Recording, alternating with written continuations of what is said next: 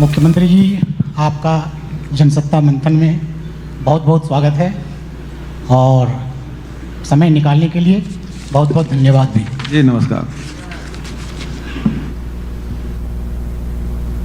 ये आपके राज्य में पहली बार हम लोग छत्तीसगढ़ के वर्तमान और भविष्य पर चर्चा करने के लिए जमा हुए हैं और इस उम्मीद के साथ कि इस मंथन से एक ऐसी विचारधारा निकलेगी जो राज्य के भविष्य को मजबूत दिशा की ओर ले जाएगी।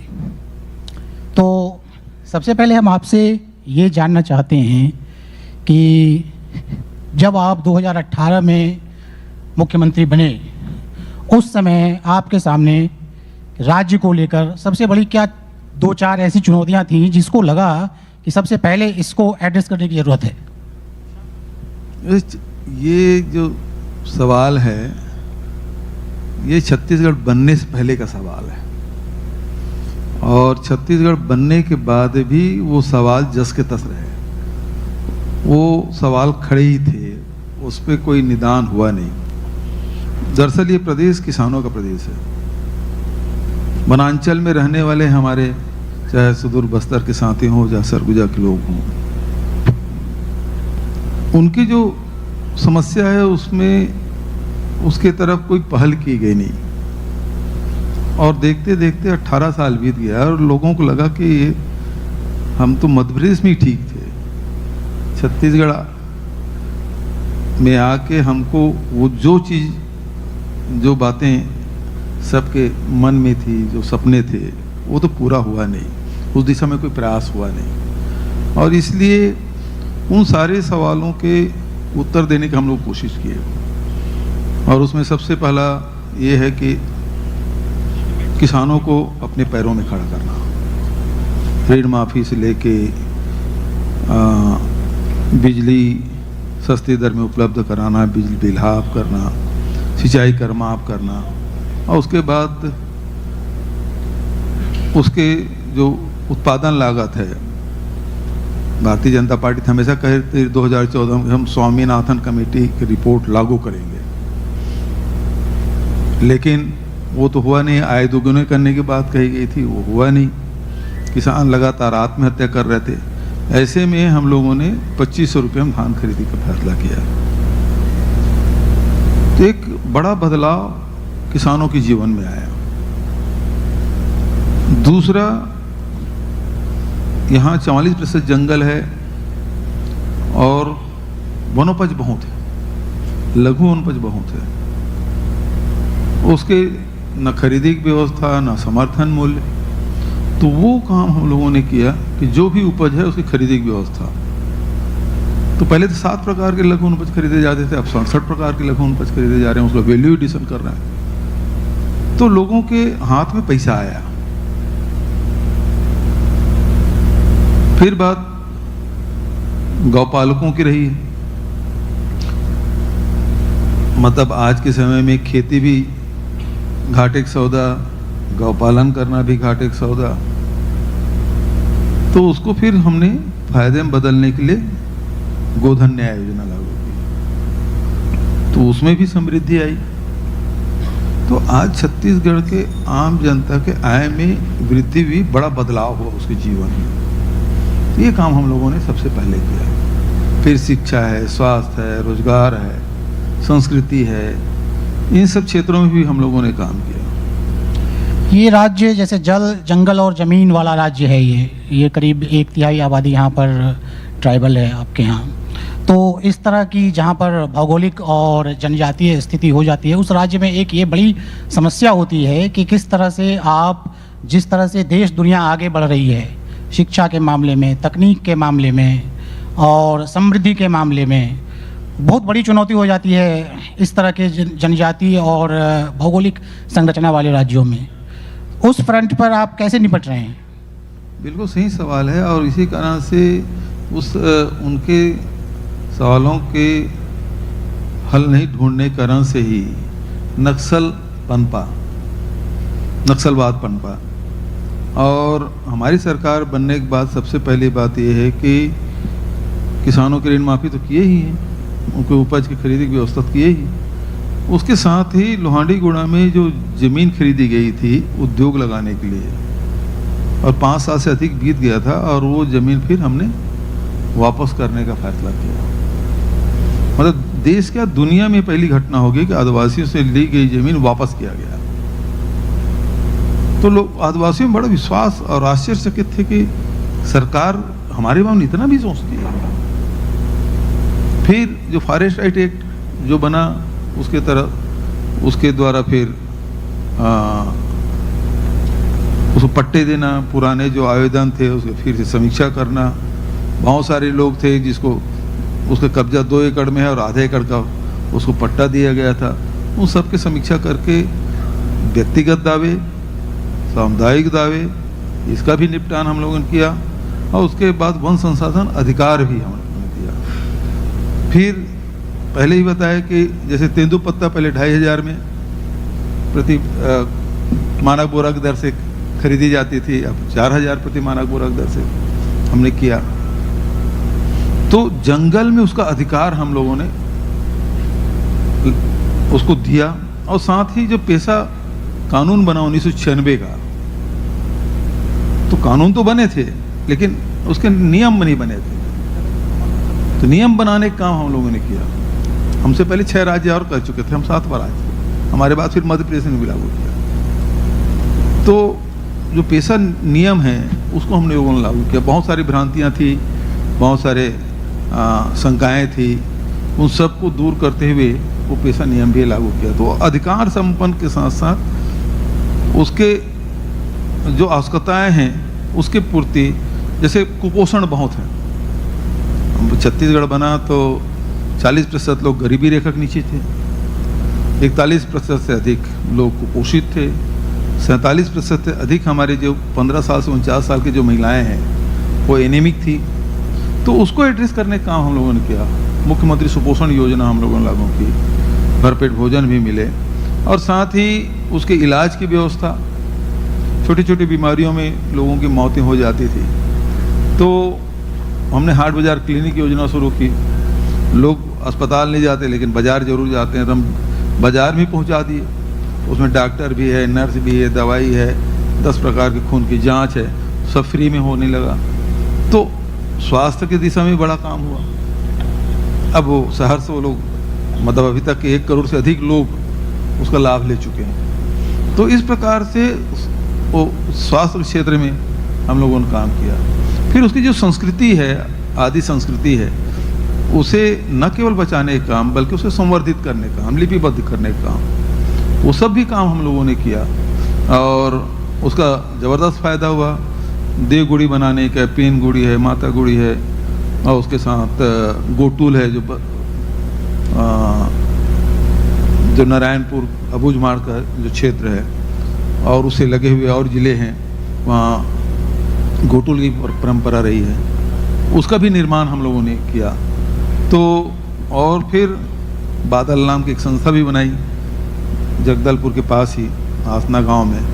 वहाँ सब उसके जो आर्ट है, लिटरेचर है, कल्चर है, उस सब को सहेजने का काम। तो ये सब काम हम लोगों ने किया। और फिर उसके बाद जितनी भाषा हमारे यहाँ, तो बहुत सारी बोलियाँ हैं आदिवासियों की, चाहे कुड़ुक कहें, सरगुजिया कहें, भद्रा कहें, सादरी कहें, और इधर हल्बी, गोड़ी, मुरिया, मारिया, बहुत सारी बोली। उसे फिर लिपिबद्ध करना, उसके बाद उसके अब हम लोगों ने तय किया कि प्राथमिक शाला में उसके पढ़ाने के भी काम करें, एक सब्जेक्ट वो भी रहे। तो उनको लगा कि ये सरकार हमारे लिए काम कर रही है। जी, अब हमने जैसे कल कई सारे लोगों से यहाँ बात की, और कल रात को थोड़ा सड़क पर हम घूमने भी निकले थे। तो जो हमने देखा, अब राज्य को बने करीब 23 साल हो गए, मतलब युवा राज्य हो गया है बिल्कुल। तो जो युवा हैं, जो राज्य बनने के बाद और अब 23 साल 25वें साल होने की ओर जा रहे हैं, उनका जो एस्पिरेशन है, आपने अबूझमाड़ का जिक्र किया, बस्तर का इलाका है, वहाँ के युवाओं का सपना है कि हम रायपुर जाएं और रायपुर में रहें रायपुर की जो शहरी ज़िंदगी है उसको। और उसके लिए क्या चाहिए? उसके लिए चाहिए पढ़ाई और उसके लिए चाहिए कमाई, मतलब उसकी जेब में पैसा होना चाहिए और वो पढ़ने के लिए अच्छी शिक्षा की व्यवस्था हो और फिर उस शिक्षा का वो उपयोग करे। उस मोर्चे पर रायपुर में हमको 25 साल का राज्य के होने के मद्देनज़र उस स्तर पर रायपुर में भीड़ नहीं दिखी युवाओं की। क्या लगता है आपको? मैं समझा नहीं, युवाओं की भीड़ नहीं देखी मतलब? युवाओं की भीड़ मतलब युवाओं का जो एस्पिरेशन है, ज़्यादातर आबादी यहाँ पर जो है आदिवासी इलाकों में है और अपेक्षाकृत कम विकसित शहरों में है। वो युवा ज़रूर चाहते हैं कि हम जो है, जो हमारा भविष्य है, जो आज वर्तमान है, उससे हमारा उत्तम भविष्य हो।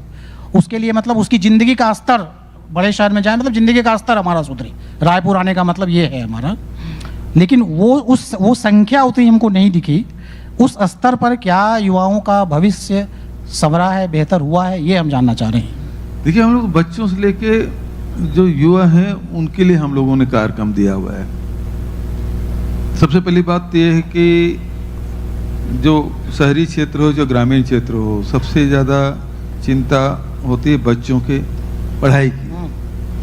और मिडिल क्लास या लोअर मिडिल क्लास या गरीब लोग तो सोच भी नहीं सकते कि अंग्रेजी माध्यम में हम अपने बच्चों को पढ़ाएं। और ऐसे में हम लोगों ने करीब 700 750 स्कूल स्वामी आत्मानंद अंग्रेजी स्कूल के खोले और वो निःशुल्क पढ़ाई हो रही है, चाहे वो शहर हो चाहे ग्रामीण क्षेत्र हो। समान रूप से इस जो शासकीय योजना है उसका लोगों ने प्रशंसा की है। तो ये जो भार पड़ रहा था मिडिल क्लास पे, वो बोझ हमने कम किया। और साथ ही शहर के लिए भी अनेक कार्यक्रम, व्यापार व्यवसाय बढ़ाने के लिए, उद्योग बढ़ाने के लिए हम लोग ने अनेक कदम उठाए। मतलब मैं समझता हूँ कि उद्योग नीति हमारा सबसे बढ़िया है। व्यापार वर्ग के लोग आए तो सबसे पहले व्यापारी क्या चाहिए, उसके ग्राहक आए और उसके सामान बिके। तो हमने तो ग्राहकों की जेब में पैसा डाल दिया है, गाँव वालों की जेब में पैसा डाला है, तो शहर में व्यापार व्यवसाय चल ही रहा है। दूसरी बात यह है कि अंग्रेजी कॉलेज भी हम लोगों ने खोला, 2 यूनिवर्सिटी, 33 महाविद्यालय, वो भी हम लोगों ने खोला। अब नए जो राजधानी है उसमें अंतर्राष्ट्रीय स्तर के स्कूल के भी निर्माण कार्य हमारा चल रहा है। और फिर जो रायपुर एयरपोर्ट है उसमें भी हम लोगों ने अभी एरो सिटी के निर्माण के लिए भी शिलान्यास किया। और देश का, एशिया का सबसे बड़ा होलसेल मार्केट 1100 एकड़ ज़मीन में, उसका भी शिलान्यास हो गया और बड़ी संख्या में व्यापारी वर्ग के लोग आए थे। जहाँ तक शासकीय नौकरी की बात है, अभी 40,000 पद में भर्ती की प्रक्रिया चल रही है, जिसमें 30,000 तो शिक्षक ही हैं। तो शिक्षा सबसे महत्वपूर्ण है और हम लोग उसमें जोर दे रहे हैं। तो युवाओं के लिए भरपूर अवसर राज्य स्तर पर। उसी प्रकार से खेल कूद का भी आप देखेंगे, पहले कोई खेल की अकादमी नहीं था, 1-2 थे, लेकिन हम लोग 22 अकादमी हम लोगों ने खोला और आवासीय तो करीब 8 हो गए हैं। अभी मैं बीजापुर गया था, कवासी लखमा साथ में थे।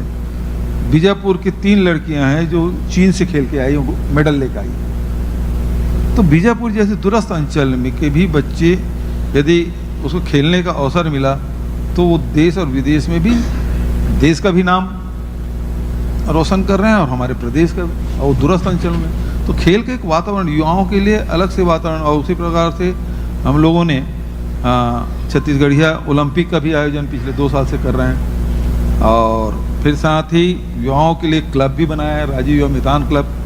ग्रामीण क्षेत्र में 11,000 पंचायत है तो 11,000 क्लब वो हैं। शहर में हमारे नगरीय क्षेत्र में 2,500 की आबादी पे एक क्लब हमने बनाया तो 2,000 क्लब वो है। तो 13,000 राजीव युवा मैदान क्लब हमने बनाया है, जिसमें हर साल उसको 1 लाख रुपये देते हैं, क्वार्टरली 25,000 रुपये देते हैं, जिसमें वो विभिन्न प्रकार की जो गतिविधि हैं वो संचालित स्वयं करते हैं, चाहे खेल कूद हो, चाहे सांस्कृतिक कार्यक्रम हो, या तीज त्यौहार हो, स्वच्छता हो, शासकीय योजनाओं के प्रचार प्रसार हो, इस सब काम में वो लोग लगते हैं। तो युवाओं के लिए भी हम लोगों ने कार्यक्रम। और दूसरे, जैसे अभी कल ही राजस्थान के मुख्यमंत्री मिले थे, हमने बजट में कहा भाई कोटा में हमको 2 एकड़ ज़मीन दे दो ताकि हम अपना वहाँ हॉस्टल बनाएं। हमारे बच्चे वहाँ कोचिंग करने जाते हैं और बहुत खर्चा होता है, तो हम अपना हॉस्टल, छत्तीसगढ़ का हॉस्टल बनाएं। तो हमारे बजट में है, लेकिन उसे फिर चिट्ठी भी लिखा था कल मैंने, फिर उसको आग्रह कि हमको 2 एकड़ ज़मीन दे ताकि बढ़िया से हॉस्टल बनाएं। हमारे प्रदेश के बच्चे वहाँ जाएं, बढ़िया कोचिंग ले और अच्छे अच्छे स्थानों पे उसकी भर्तियाँ भी हो। जी, तो बतौर गार्जियन जो एक समस्या हम लोग फेस करते हैं कि प्राइवेट स्कूल और गवर्नमेंट स्कूल इनकी फ़ीस और इनकी सुविधाएं मतलब पढ़ाई बहुत बड़ा गैप पाते हैं, और बतौर गार्जियन एक मिडिल क्लास के लिए उसको बेयर करना काफ़ी कठिन होता है। क्या छत्तीसगढ़ में ये समस्या है, और है तो उसके लिए आप क्या कर रहे हैं? मैंने बताया ना, स्वामी आत्मानंद अंग्रेजी स्कूल खोला और बच्चे बैठे हैं यूनिफॉर्म में, दूर से मैं देख लिया हूँ तो स्वामी आत्मानंद के बच्चे हैं उसी स्कूल के। यहाँ बहुत सारे पुराने स्कूल थे, हमारे बुजुर्गों ने पुरखों ने बहुत बढ़िया परिसर बनाया था, लेकिन वो शासकीय बिल्डिंग थी, शासकीय उसमें पढ़ाई उड़ाई होती नहीं थी, तो हम लोगों ने उसको स्वामी आत्मानंद अंग्रेजी स्कूल, चाहे शहीद स्मारक की बात करें, आर डी तिवारी स्कूल की बात करें, चाहे बीपी पुजारी स्कूल की बात करें, ये सारे बहुत पुराने स्कूल हैं हमारे रायपुर शहर के। उसी प्रकार से सभी जगह में नए बिल्डिंग भी हम लोगों ने बनाया, तो इसमें 700 से अधिक, सबसे ज़्यादा डिमांड स्वामी आत्मानंद अंग्रेजी स्कूल की। यदि बस्तर या सरगुजा अंचल में चल दीजिए तो दो चीज़ की मांग करते हैं, आप हमारे यहाँ बैंक खोल दीजिए और दूसरा स्वामी आत्मानंद अंग्रेजी स्कूल खोल दीजिए।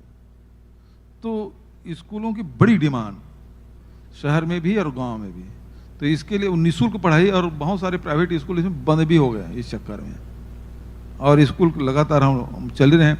अभी तक के करीब स्वामी आत्मानंद इंग्लिश अंग्रेजी स्कूल में और हिंदी स्कूल मिला के करीब 5 लाख बच्चे पढ़ाई कर रहे हैं, और लगातार डिमांड हम लोग धीरे धीरे उसको कर भी रहे हैं। तो ये 5 लाख बच्चे हैं, ये कुल बच्चों की कितनी संख्या है छत्तीसगढ़ में? टोटल 23-24 लाख तो होना चाहिए उसमें से, अब धीरे धीरे हम लोग बढ़ भी रहे हैं इसमें। जी, तो जब आप 2018 में सीएम बने और जो आपने उस समय सोचा होगा, टारगेट अपने मन में कुछ सेट किया होगा कि 5 साल में हमको ये करना है, तो अगर आप अब फिर से चुनाव आने वाले हैं, 5 साल लगभग होने ही वाले हैं, तो आप अपने आप को कितने मार्क्स देंगे? अब वो देखिए, व्यवस्था तो प्रजातंत्र में चुनाव की है, चुनाव के माध्यम से पता चलता, तो रिजल्ट जब आएगा तब पता चलेगा कि कितने मार्क्स मिले, और खुद सेल्फ असिस मतलब हम लोग खुद अपने ही यदि जांच करेंगे तो मैं नहीं समझता ये उचित है। इसको तो जनता पे छोड़ देना चाहिए कि हम लोग काम किए हैं, जनता उसको तय करे कि कितना हमको मार्क्स देते हैं। जो आपके विरोधी हैं जिनसे आपको चुनाव लड़ना है, उनका कहना है कि राज्य में करप्शन है, और जो योजनाएं, जिन योजनाओं की बात आपने की, उन योजनाओं को सिर्फ इसलिए दिया गया है कि उसके जरिए करप्शन किया जाए, जैसे ऋण माफ़ी या डायरेक्ट खाते में पैसा जमा करना। तो इसका काउंटर आप इलेक्शन में किस तरह से करेंगे, इसके लिए क्या स्ट्रेटजी है? बहुत अच्छा सवाल आपने पूछा। अभी कुछ लोग आरोप लगाते हैं कि गोधन न्याय योजना में 1300 करोड़ का घोटाला हुआ। अभी प्रधानमंत्री जी भी आए, वो भी आरोप लगा के गए कि गोधन न्याय योजना में 1300 करोड़ की घोटाला हुआ। और आपको बताऊं, 3 साल हो गए इस कार्यक्रम को चलते, और अभी तक के 265 करोड़ का गोबर खरीदा है। बच्चे पढ़ने वाले बच्चे भी हैं, और अब 265 करोड़ के गोबर खरीदी में 1300 करोड़ का घोटाला कैसे हो जाएगा? कोई गणित पढ़ने वाले बच्चे हैं वो बता सकता है तो बताए मुझे। तो ये दूसरी बात ये है, आप ही ने कहा कि डायरेक्ट ट्रांसफर कर रहे हैं आप, मतलब अभी तक के इन 5 सालों में 1,75,000 करोड़ रुपया,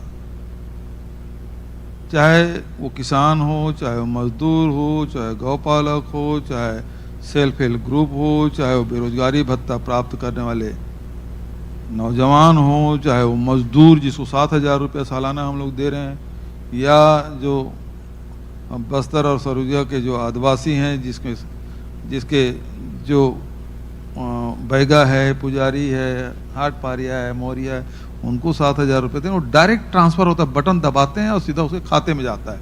अब इसमें करप्शन कैसे होता है ये मुझे समझा दे कोई। तो एक चीज़ और आपके विरोधी कहते हैं कि अब की बार 75 बार की स्ट्रेटजी आप लोगों ने एक लक्ष्य रखा है, और विरोधियों का कहना है कि ये हमारा जो एजेंडा था उस एजेंडे पर धीरे धीरे चल रहे हैं। उनका इशारा हिंदुत्व की तरफ है। हिंदुत्व का एजेंडा माना जाता है मुख्य रूप से बीजेपी का था। अब कहा जा रहा है कि कांग्रेस के लोग भी कहते हैं कि भूपेश बघेल से ज़्यादा बड़ा सनातनी कौन होगा। तो ये क्या, अगर विकास पूरी तरह से एक मोर्चा है विपक्ष के दावों की हवा निकालने के लिए, तो फिर इस तरफ क्यों बढ़ रही है चुनावी लड़ाई? जैसे मैं छत्तीसगढ़ में हूँ तो छत्तीसगढ़ का प्राइड तो मुझे होना चाहिए ना, मुझे गर्व होना चाहिए मैं छत्तीसगढ़िया हूँ। और 15 साल के शासन में उन्होंने कहा छत्तीसगढ़िया तो सबसे हीन भावना वाले लोग हैं, सबसे निचले दर्जे के लोग हैं, ये बासी खाने बोरे बासी खाने वाले हैं, ये हीन है, ये छत्तीसगढ़ी में बोलते हैं, ये उसको हीन भावना से देखते थे। और वो सारी चीज़ को छत्तीसगढ़ी, चाहे बोली हो, भाषा हो, चाहे खान पान हो, रहन सहन हो, उसके तीज त्यौहार हो, उसको हमने सम्मान देने का काम किया। और जो हरेली त्यौहार है, आज तीज है, तीज के पर्व पे सभी हमारी बेटियों को, बहनों को मैं बधाई भी देता हूँ कि आज तीज का पर्व है, उपवास भी रखी हैं। और तीज के दिन हम लोग छुट्टी दिया। आदिवासी जो अंतर्राष्ट्रीय आदिवासी दिवस है, उसके अवकाश हमने घोषित की। तो ये सब चीज़ें हम लोगों ने किया। तो ये छत्तीसगढ़ के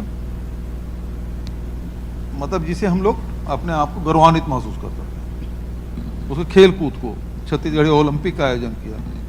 तो ये जो छत्तीसगढ़ियापन जो है ना, और वो अपने आप में बहुत बड़ी चीज़ है जी, जो हजारों साल से हमारे पूर्वजों ने इसको पीढ़ी दर पीढ़ी इसको संजो के लाया। जो सरलता, सहजता, ईमानदारी, कर्मठता और फिर समूह में मिलके काम करना, तो ये सब जो छत्तीसगढ़ आज जब उस चीज़ को हम लोग ऊपर लेकर आते हैं, देश और दुनिया के सामने लाते हैं, तो बोले छत्तीसगढ़ ऐसा भी है। क्योंकि लोग तो छत्तीसगढ़ को या तो नक्सलवाद के नाम से जानते थे या कुछ खदानों के नाम से जानते थे, लेकिन छत्तीसगढ़ के ये स्वरूप तो देश और दुनिया ने नहीं देखा था, जो इन 5 वर्षों में देखने को मिला है। तो ये हिंदुत्व वगैरह की बात नहीं है, छत्तीसगढ़ के कल्चर की बात है, छत्तीसगढ़ की संस्कृति की बात है, छत्तीसगढ़ियापन की बात है।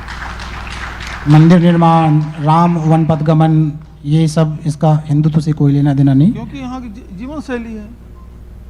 क्योंकि भगवान ऐसा मानते हैं कि भगवान राम सबसे ज़्यादा समय यहाँ गुजारे हैं।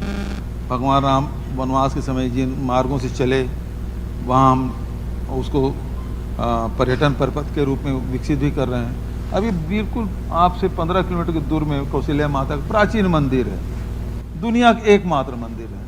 भारतीय जनता पार्टी 15 साल मौका मिला। रमेश बैस का गांव है जो अभी राज्यपाल है महाराष्ट्र के, उसके गांव में वो मंदिर है, लेकिन उन्होंने कभी ध्यान नहीं दिया कि मंदिर को सजाया जाए, संवारा जाए, देश दुनिया के सामने लाया जाए। और ये काम हमने किया। तो कोई नया चीज़ तो है ही नहीं। राजीव सबसे प्राचीन हमारे नगरी राजीव लोचन की मंदिर है, शिव की मंदिर है, लेकिन कभी उसे विकसित करने की कोशिश नहीं की। शिवरी नारायण, ये बहुत प्राचीन मंदिर, प्राचीन स्थल है, धार्मिक स्थल है। वहीं पे सबरी माता का मंदिर है, बहुत प्राचीन मंदिर है। तो हमने यदि उसे सजोने का काम कर दिया, उसे सजाने का काम कर दिया, तो इसमें गलत क्या है? आपको तो मौका मिला था, आप तो केवल अयोध्या के राम मंदिर के नाम से वोट मांगते रहे, लोगों को बरगलाते रहे। आप गाय के नाम से वोट मांगते रहे, गाय की कभी सेवा नहीं की। तो यदि छत्तीसगढ़ में इस प्रकार से सांस्कृतिक, धार्मिक, आध्यात्मिक रूप से जो यहाँ की चीज़ें हैं उसको ऊपर लाने की कोशिश करते हैं। हमारे गांव-गांव में राम कोठियाँ होती हैं, कभी सोचे हैं लोग? तो हम लोग उस प्रकार से लगातार काम कर रहे हैं।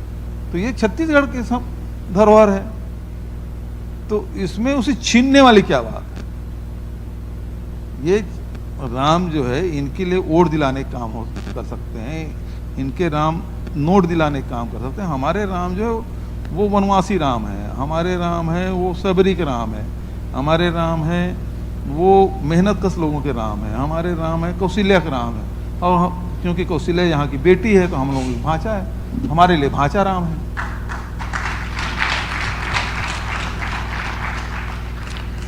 आपके निजी विचार में अगर हम विकास की बात करें तो जैसे सांस्कृतिक समृद्धि की ये बात हुई जो आपने आपके हिसाब से जो आपने कही वन पथ गमन और मंदिर वगैरह सांस्कृतिक समृद्धि की बात हुई, और उसके पहले आता है आर्थिक समृद्धि, शैक्षिक समृद्धि।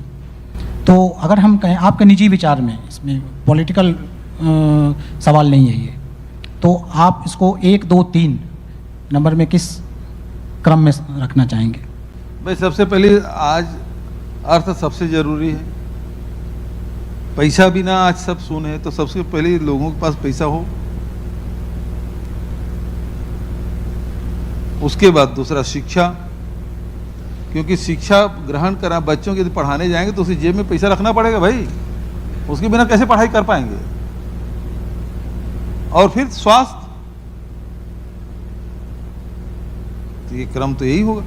इसलिए हम लोगों को समृद्ध बनाने का काम, क्योंकि सबसे कम आय लोगों की थी, उसको बढ़ाने का काम, उसी सब कुछ वो पहिया उसी से घूमता है। तो जो आज जो अर्थव्यवस्था 2 प्रकार की है, एक कांग्रेस की अर्थव्यवस्था, दूसरा भारतीय जनता पार्टी का। दोनों अर्थव्यवस्था में अंतर ये है कि कांग्रेस है वो आम जनता को मजबूत बनाने का काम करती है, आम जनता को ताकतवर बनाने और उसके हाथ में पैसा देने का काम करती है। दूसरी तरफ भारतीय जनता पार्टी का अर्थनीति ये है कि लोगों की जेब से, चाहे वो नोटबंदी करो, चाहे GST करो, चाहे लॉकडाउन करो, सबके जेब से पैसा निकालो, बैंक में डलवाओ और अपने मित्रों को फुर्र करवा दो, बाहर कर दो या फिर उसके जेब में चला जाए।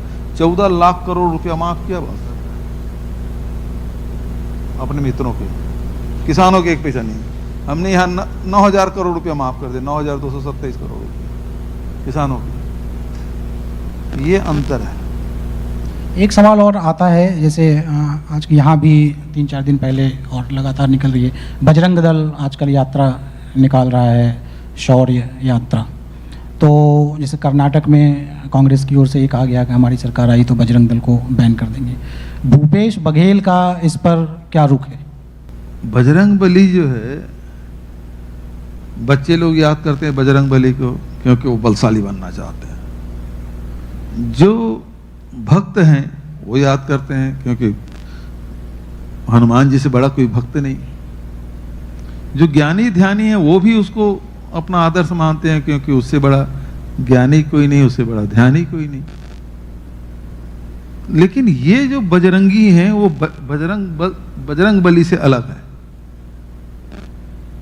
इनका केवल काम यह है कि मारना, पीटना, लूटना, पाटना, यही काम है। बजरंग बली अलग है और ये बजरंग दल अलग है। बजरंग दल से निपटने के लिए भूपेश बघेल का क्या रुख है? उसकी जरूरत नहीं है, बैन करने की जरूरत नहीं है बजरंग दल को, बिल्कुल नहीं। तो पोलराइजेशन जो हो रहा है उसमें एक हिस्सा बजरंग दल भी अपना रोल निभा रहा है, तो उसकी काट क्या है आपके पास? देखिए, कोई भी चीज है वो बार बार यदि करने से, एक बार तो उसका लाभ मिल सकता है, लेकिन बार बार करने से उसका लाभ मिलना नहीं। हर समस्या का हल वो नहीं हो सकता। आप समस्या को एड्रेस करने के लिए उसको सामने ले आते हैं, लेकिन ये राजनीति जो है देश के, समाज के, प्रदेश के लोगों की समस्या का हल करने के लिए है। महंगाई है, बेरोजगारी है ना। ये मान लो छत्तीसगढ़ से ट्रेनें रद्द हो रही है तो ये राजनीति असत्ता तय करती है कि कोयला ढुलाने वाली ट्रेन चलेगी कि यात्री ट्रेन चलेगी, ये तो वो तय करती है। उससे अब उसे धर्मांतरता से या सांप्रदायिकता से क्या लेना देना।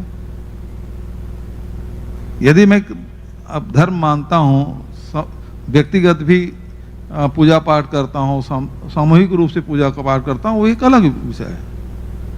लेकिन सत्ता ये तय करती है कि सड़क बनेगी, कि रेल बनेगी, कि हवाई अड्डा बनेगी, कि स्कूल बनेगी, हॉस्पिटल बने, ये तय करते हैं। और एक वातावरण देने का काम। आप तो हमेशा हिंसा, घृणा की बात करते हैं। इस देश में हिंसा, घृणा क्या स्थान है?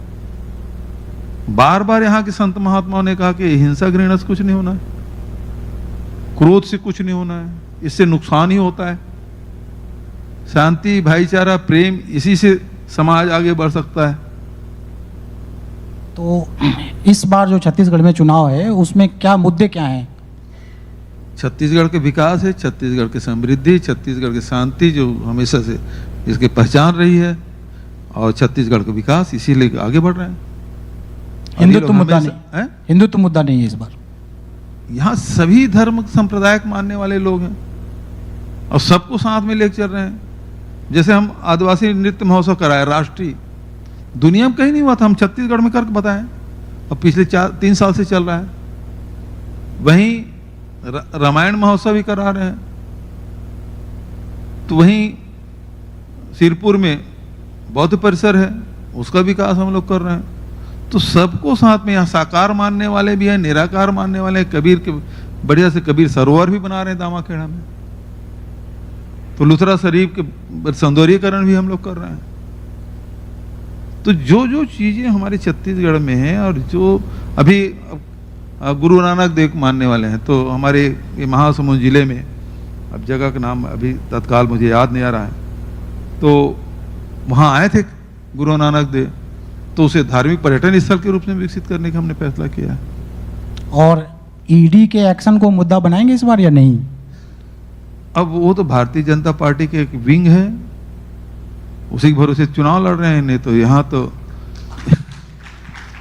अमित शाह जी आए थे, भारतीय जनता पार्टी के दूसरे नंबर के बड़े नेता, और एक ऑडिटोरियम साइंस कॉलेज के उसमें वो जा रहे थे, उसमें 1.5 घंटा इंतजार करने के बाद वो 1,500 का हाल भर नहीं पाया था।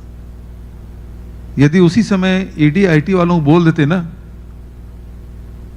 कि ये हाल भरना है, तो सबके घर फोन कर देते ईडी आईटी वाले, भाई हाल में जाओ तो आपके यहाँ छापा नहीं डालेंगे, वो छलक जाता वो हाल, वहां चुक गए। वो है ही अपने आप में मुद्दा, पूरे देश के लोग जान रहे हैं कि ईडी आईटी के उपयोग किस प्रकार से दुरुपयोग यहाँ हो रहा है। अब गंभीर सवालों को हम लोग छोड़ते हैं और बातचीत के आखिरी पड़ाव पर आते हैं और थोड़ी हल्की फुल्की बातें करते हैं। आपके घर में आपको वोट नहीं मिलता था, आपके पिताजी आपको वोट नहीं देते थे, आप देते हैं या नहीं देते? अब मैं पूछना बंद कर दिया हूं। अच्छा।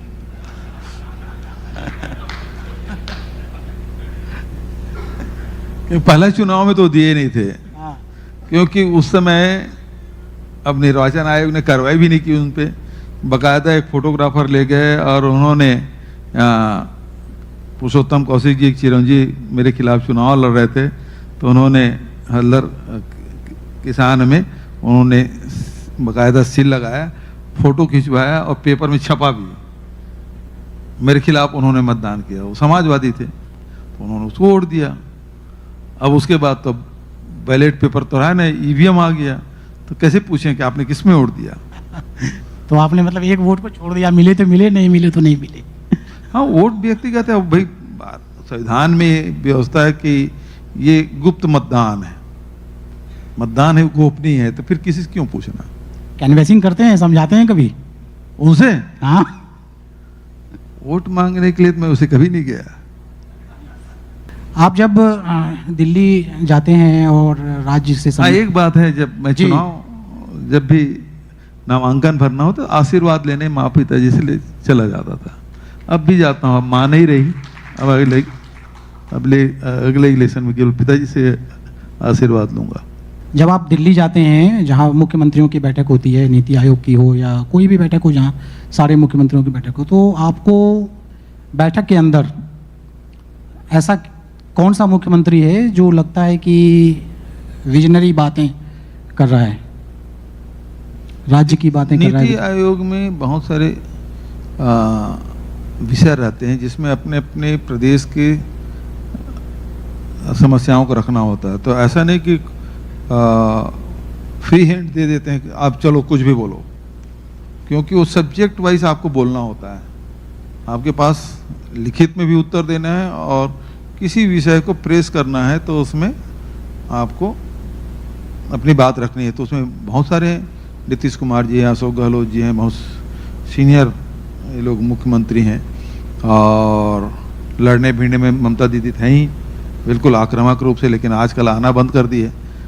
लेकिन नवीन बाबू और अशोक गहलोत जी बहुत अच्छे ढंग से अपनी बात रखते हैं, सीनियर हैं ये लोग। आपको मिल के किन से सबसे ज़्यादा अच्छा लगता है?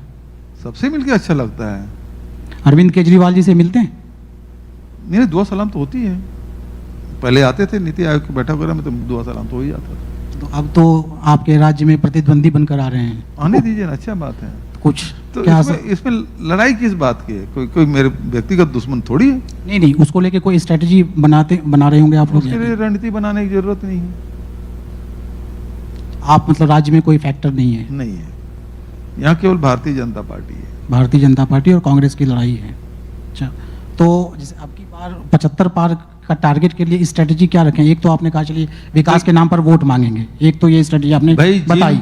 जिन मुद्दों को लेकर जनता के बीच में गए तो 68 सीट जीते, उसको क्रियान्वयन करते करते उपचुनाव हुए, उसमें हमारे 71 हो गए, और सारी योजनाओं को जो जनता के बीच में लागू कर दिया, तो हमको पूरा विश्वास है। अब लक्ष्य को जब 71 हमारे विधायक हैं ही, तो लक्ष्य कम कैसे करूं मैं? वो तो फिर ऊपर ही जाएगा। तो इसलिए अब की बार 75 पार। चुनाव में टेक्नोलॉजी का कितना और किस तरह से इस्तेमाल कर रहे हैं जी? टेक्नोलॉजी का कितना और किस तरह से इस्तेमाल कर रहे आजकल हैं? तो टेक्नोलॉजी का बड़ा महत्व है। किस तरह से इस्तेमाल कर रहे हैं? अब सब टेक्नोलॉजी लोग रहते हैं। हम लोग तो उस समय के भी जब वॉल राइटिंग करते थे, स्टेंसिल रहते थे, उसमें पुताई उताई करते थे, उस समय से हम लोग देख रहे हैं। आजकल तो इलेक्ट्रॉनिक ज़माना हो गया, अब तो एआई हो गया, आर्टिफिशियल इंटेलिजेंस, वो भी अब शुरू हो गया। तो जैसे जैसे टेक्नोलॉजी आ रहा है उसका बड़ा उपयोग भी कर रहे हैं, और हर समाज के लोग हैं समाज में। पहला चुनाव कब लड़े थे आप? 93 और अब 2023।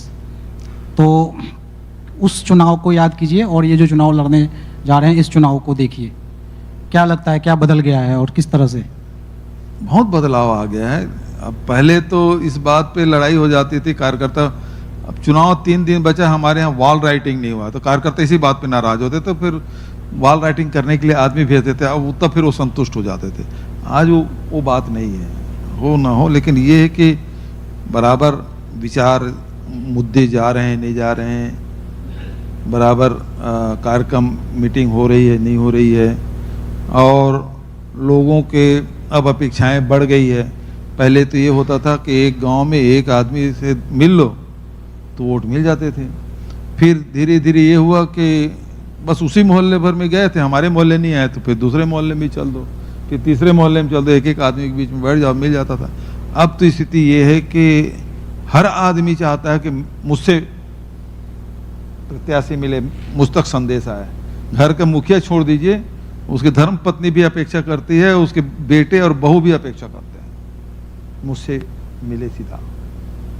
ये बहुत कठिन काम है। ट्विटर, व्हाट्सएप, इससे जो अब सबको संदेश पहुंचाना आसान हो गया, तो इससे मदद मिलती है या नहीं अभी भी? उसका भी देखिए, हर व्हाट्सएप आ गया है, लेकिन आज भी इलेक्ट्रॉनिक मीडिया भी आ गया, लेकिन प्रिंट मीडिया का अभी भी असर है, हैंडबिल का भी महत्व है। ऐसा नहीं उस महत्व को खत्म कर सकते। वॉल राइटिंग का आज भी महत्व है। तो वो ऐसा है कि आप भले जेट में चल दिए, चंद्रयान में चल दिए, लेकिन बैलगाड़ी बंद नहीं हुआ है हिंदुस्तान में, वो अभी खत्म भी नहीं हुआ और चलेगा भी। जी बघेल जी, बहुत बहुत धन्यवाद आपका। Thank you.